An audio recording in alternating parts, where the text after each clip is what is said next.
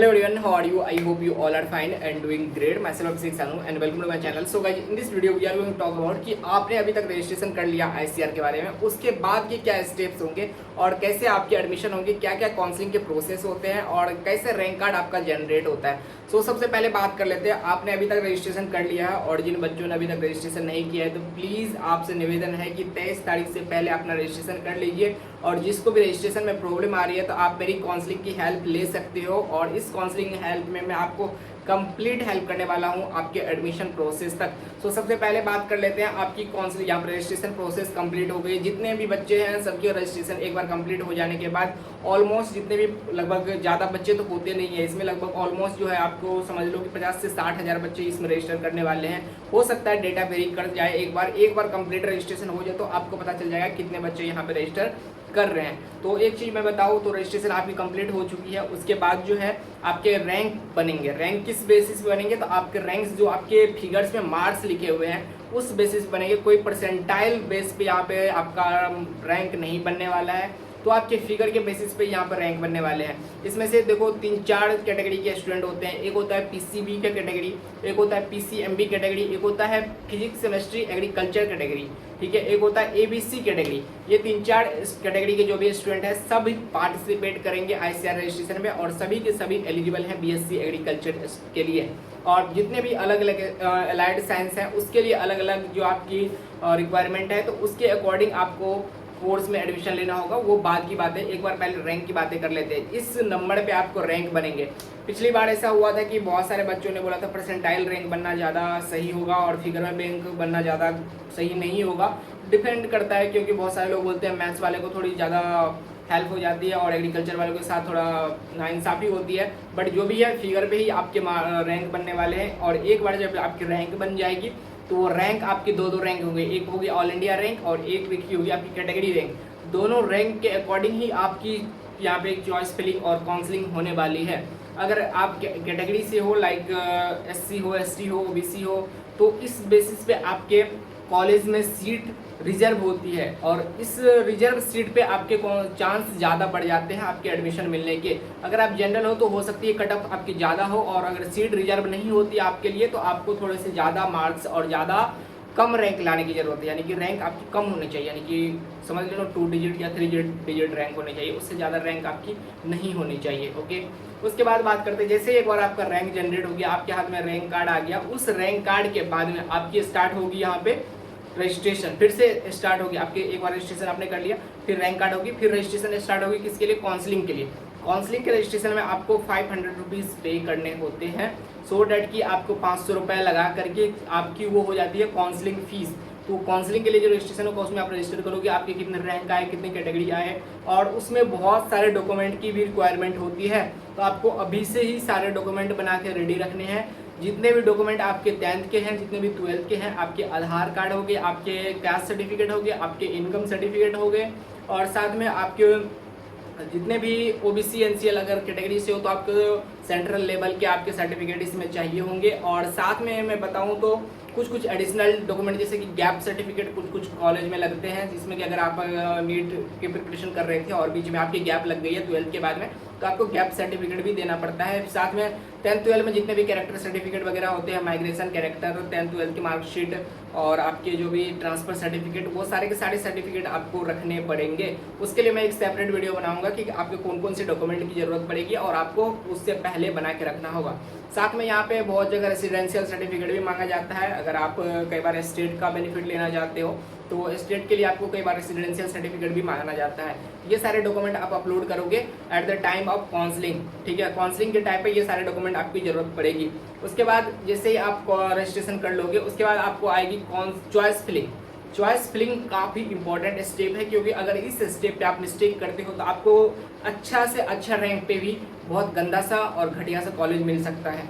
और इसीलिए सबसे ज़्यादा इंपॉर्टेंट चीज़ होती है आपको कॉलेज की समझ होनी चाहिए। आप किस कॉलेज में जाना चाहते हो उसके बारे में आपको कंप्लीट इन्फॉर्मेशन होनी चाहिए। और कई बार ऐसा होता है जो कॉलेज हम चाहते हैं वो कॉलेज हमें नहीं मिल पाता है क्योंकि हम क्या तो चॉइस फिलिंग में गलती कर देते हैं या फिर हमारी रैंक अच्छी नहीं होती है, 2 ही रीजन होते हैं। तो अगर आप चॉइस फिलिंग में गलती नहीं करना चाहते तो फिर से मैं बोलूँगा कि आप जो है जो अपना मेरा मेंटरशिप प्रोग्राम ज्वाइन कर लो, काउंसलिंग प्रोग्राम ज्वाइन कर लो, सो डैट आपको कोई प्रॉब्लम ना आए चॉइस फिलिंग में। और जिसको ज़्यादा नॉलेज होती है कॉलेज में, कौन से कॉलेज अच्छे होते हैं, उनसे आप काउंसलिंग कराओगे ज़्यादा बेटर होगा। एज़ कम्पेयर टू खुद से करने लग जाओ तो आपको गलती होने के चांस ज़्यादा बढ़ जाते हैं। इसलिए आपको जो भी कॉलेज में जाना है तो आप जैसे कि देखो मेरा मेंटरशिप प्रोग्राम में क्या है कि आप जैसे ही मेंटरशिप प्रोग्राम ज्वाइन करते हो तो मैं आपसे 1 to 1 कॉल करूंगा, आपसे पूछूंगा कि आप कहां से हो, आपके कितने मार्क्स आए हैं, कौन से कैटेगरी से हो और आपको कौन से कॉलेज में जाना है। तो ये सब चीज़ें बता दोगे तो मुझे पता चल जाएगा कौन से कॉलेज में आपके लिए बेस्ट होगा। अगर कोई उड़ीसा से है तो उसके पास में कौन सा कॉलेज अच्छा रहेगा, क्या उसे OUAT जाना है चाहिए या फिर कोई बिरसा एग्रीकल्चर यूनिवर्सिटी जाना चाहिए या IRI झारखंड जाना चाहिए, और जो भी कॉलेज मिल रहा है उनको वो जाना चाहिए या नहीं। उनको देखो मिलने के लिए पंजाब का कॉलेज भी मिल सकता है, किसी को जीबी पंत भी मिल सकता है, लेकिन उसके लिए जाना मुश्किल हो जाएगा, वो नहीं ले सकता। किसी को US बेंगलोर भी मिल जाएगा, बट US बेंगलोर अगर डाल दिया तो आप जाते जाते ही परेशान हो जाओगे, समझ रहे हो। तो ये सब चीज़ें आपको ध्यान में रखते हो कि नॉर्थ के बच्चे को साउथ जाने में दिक्कत होती है, साउथ के बच्चे को थोड़ा नॉर्थ में दिक्कत होती है। उसके बेसिस पे अगर किसी को काउंसलिंग करवानी हो तो प्लीज़ ज्वाइन कर लेना, और आपके लिए बेस्ट रहेगा। अगर इतना अपने अभी अगर आपने इस टाइम पे खुद पे इन्वेस्ट कर दिया तो लाइफ टाइम आपको रिग्रेट नहीं होगा, और अगर एक बार गलत कॉलेज में चले गए तो आपको रिग्रेट से अलावा कुछ मिलेगा नहीं, समझ रहे हो ना। तो उसके बाद देखो चॉइस फिलिंग हो जाएगी आपकी। चॉइस फिलिंग आप में BSc एग्रीकल्चर के लिए भी कर सकते हो, हॉर्टिकल्चर के लिए भी कर सकते हो, फॉरेस्ट्री के लिए भी कर सकते हो, जितने भी अलाइड साइंस है सब के लिए आप रजिस्ट्रेशन कर सकते हो, और नंबर ऑफ कॉलेज इनफिनाइट डाल सकते हो। यानी कि जितने इंडिया में कॉलेज है एग्रीकल्चर के और अलाइड साइंस के सारे कॉलेज आप चॉइस फिलिंग में डाल सकते हो। एक बार चॉइस फिलिंग में सारे कॉलेज एक बार डाल दिए तो आपको कोई सा भी कॉलेज मिल सकता है अकॉर्डिंग टू योर रैंक और according to your preference list. अगर आपने फर्स्ट नंबर में जीबी पंत डाला है और जीबी पंत के लिए आपके मार्क्स हैं, आपको जीबी पंत मिल जाएगा। अगर आपने फर्स्ट नंबर में कोई डाल दिया है घटिया से कॉलेज, कोई घटिया से स्टेट यूनिवर्सिटी डाल दी, ठीक है, अगर वहाँ पे आपके नंबर अच्छे भी है और फर्स्ट प्रायोरिटी पे आपने स्टेट यूनिवर्सिटी डाल दी तो आपको स्टेट यूनिवर्सिटी ही मिल जाएगा। तो ये होती है चॉइस फिलिंग और आपकी प्रेफरेंस लिस्ट। ये प्रेफरेंस लिस्ट और चॉइस फिलिंग कुछ डिफरेंट नहीं है, दोनों एक ही है। तो आप प्रेफरेंस लिस्ट अपना ध्यान रखना और फिर उसके बाद चॉइस फिलिंग जो है अपना करना, ठीक है, ये ज़्यादा इंपॉर्टेंट है। उसके बाद आप कौन से बच्चों को कौन से कॉलेज मिलेगी ये कैसे पता चलेगा, ये पता चलेगा आपके रैंक से। आपके जैसे रैंक आएगी उससे डिपेंड हो जाएगा, पता चल जाएगा कि आपके कैटेगरी भी नहीं है, आप जनरल से हो तो आपको इस रैंक पे तो BSc एग्रीकल्चर नहीं मिलेगा क्योंकि नंबर ऑफ सीट लिमिटेड है।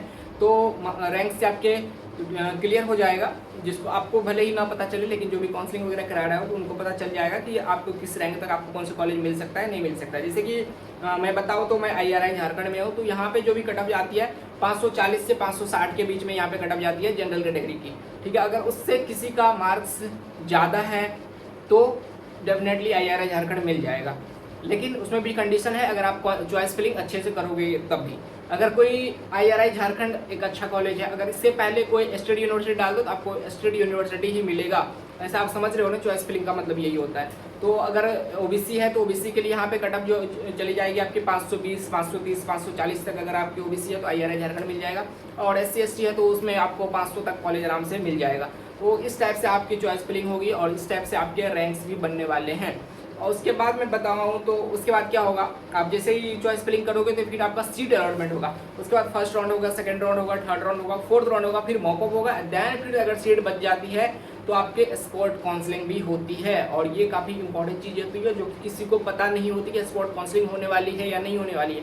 अगर आपके रैंक बहुत खराब आए और आपने चॉइस फिलिंग कर दिया है, काउंसलिंग पार्टिसिपेट कर दिया, हो सकता है आपको फर्स्ट राउंड में कोई कॉलेज ना मिले, सेकंड राउंड में कोई कॉलेज ना मिले, थर्ड राउंड में कोई कॉलेज ना मिले, फोर्थ राउंड में भी कोई कॉलेज ना मिले, तो आपको पार्टिसिपेट करना पड़ेगा किससे, मॉकअप राउंड में। और मॉकअप राउंड में जो भी कॉलेज आपको मिलेगा वो कॉलेज आपको लेना ही होगा।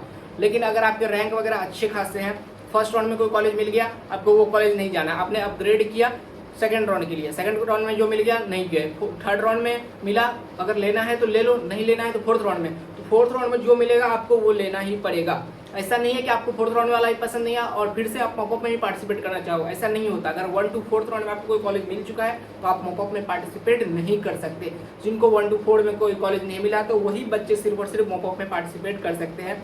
ये रूल होते हैं मॉकअप के, जो कि आपको अभी इन्फॉर्मेशन ब्रोकर आएगा तो उसमें लिखा हुआ मिलेगा, और मैं आपको पहले ही बता दे रहा हूँ ये सब बातें। उसके बाद देखो, आप जैसे ही आप फर्स्ट राउंड में आपको जो भी कॉलेज मिल गया, ठीक है, अगर आपको वो कॉलेज लेना है आपको 10,000 रुपीज़ पे करने पड़ेंगे। 10,000 रुपीज़ पे करके आप सीट फ्रीज कर सकते हो, या अगर कॉलेज पसंद नहीं आया फर्स्ट राउंड में और सेकंड राउंड में जाना है तो आपको अपग्रेड कर सकते हो। ठीक है, वहाँ पे ऑप्शन आता है अपग्रेड और सीट फ्रीज का। अगर सीट फ्रीज कर दिया तो आपको रिपोर्ट करना पड़ेगा कॉलेज में, डॉक्यूमेंट वेरिफिकेशन कराने पड़ेंगे और वहाँ पे आपको एडमिशन लेना पड़ेगा।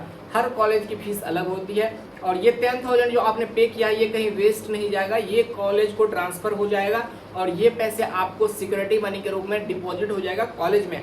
और जब भी आप कॉलेज छोड़ने लग जाओगे तो वहाँ पे आपको ये पैसे रिफंड कर दिए जाएंगे या किसी फीस में मैनेज कर दिया जाएगा। जैसा कि आप जानते हो ये 10,000 आपका सेफ रहेगा, एक वॉल्ट में रख दिया जाएगा। ठीक है, ये सिक्योर हो जाएगा मनी आपका, तो वेस्टेज नहीं है, कुछ भी वेस्ट नहीं। अगर सीट मिल गई तो कोई वेस्टेज नहीं। अगर आपको 10,000 रुपये डाल दिए हैं और सीट में फ्रीज नहीं करना है, विड्रॉ करना है कि हमें एडमिशन नहीं लेना है, हमें नीट में हो गया, हमें एग्रीकल्चर छोड़ना चाहते हैं, तो आप सीट विड्रॉ करोगे तो आपको 1,000 रुपये का डिडक्शन होगा। 9,000 रुपीज़ आपके अकाउंट में 1-2 साल बाद आपको मिलेगी, यानी कि टाइम लगता है काफ़ी ज़्यादा। अगर एक बार सीट आपने विड्रॉ किया है और पैसे आपको रिफंड होने में लगभग 1 से 1.5 साल, 2 साल, 3 साल लग सकते हैं। तो ये सारी प्रोसेस होती है। अगर आप एडमिशन लेना चाहते हो किसी कॉलेज में तो एडमिशन ले लिया।